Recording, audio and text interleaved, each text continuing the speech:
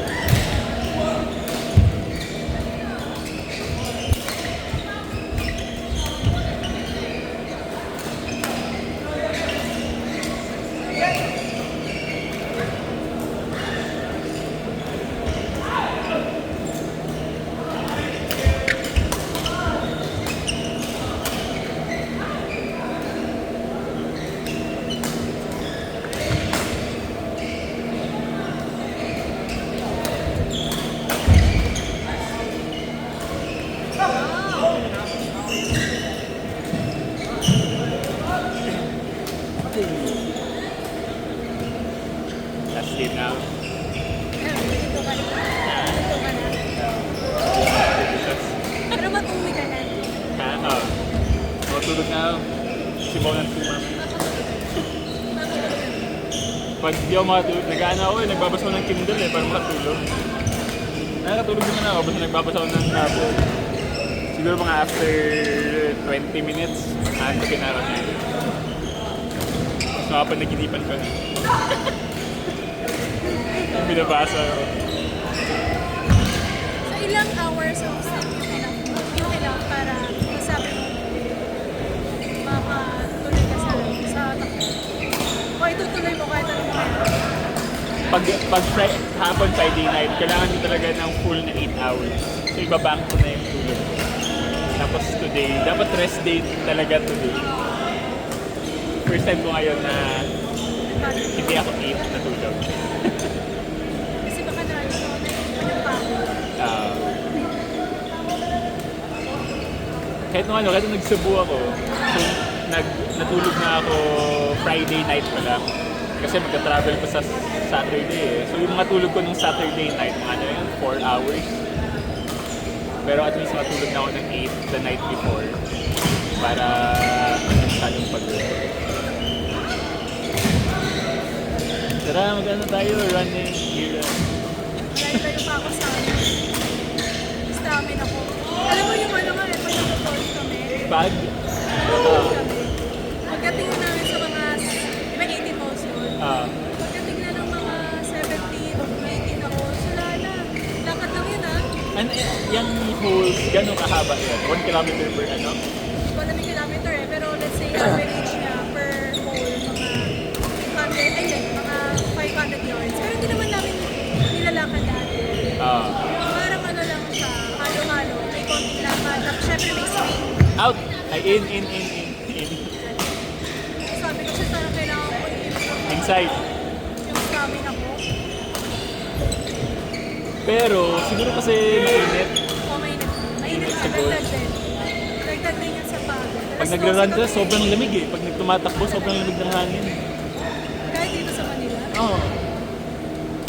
Lalo na ngayon, nung mga recent na runs, malamig siya. Pag more. February, no? Oo.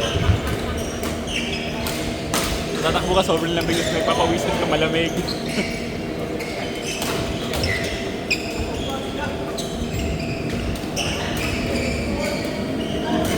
Gradual ah.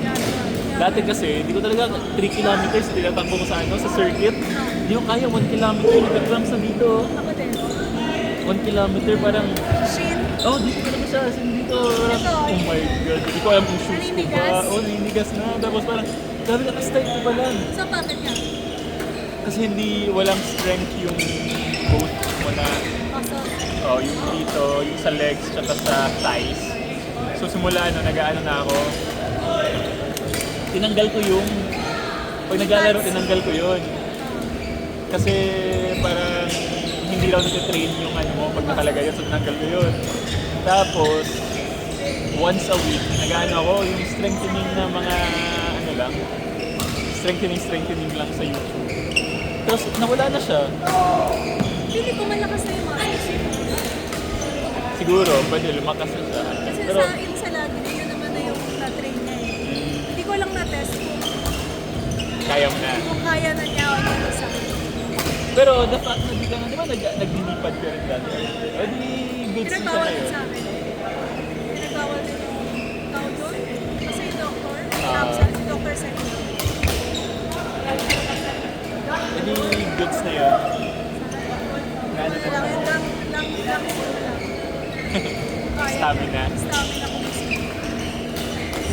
Try ko pa. Try mo, tapos apparently dati, parang nung mga first ko, tatakbo nila 1 kilometer na dapat kailangan ko 10 minutes pa. Kaya ko tatakbo yung 1 kilometer, ganyan. Hindi pala siya ganun. Tatabagan. Dapat pala mabagal. Tapos, bibilisan mo lang sa race day na. Anong shoot? Kung kunyari mag-start ako, anong shoot ko na?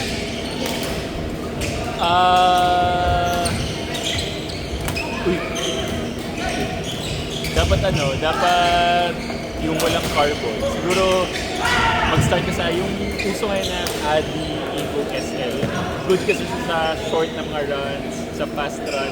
Pwede nga yung all-around run eh. Pang training mo, tsaka pang running mo. Adi ko? Adi Evo SL. Kung one pair of shoes na gagamitin mo for running, training, yun nabilin mo. Kasi good siya for running. Good rin Try siya nga for muna ako, treadmill mo. Bawit na rin. Cellphone. Bawit. Kayo muna dalawa. Sila pa rin. Sir, ang cellphone, sir.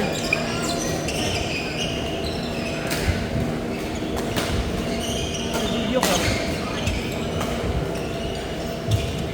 Magdula ka? Isa man. Ay, si Gorgeous.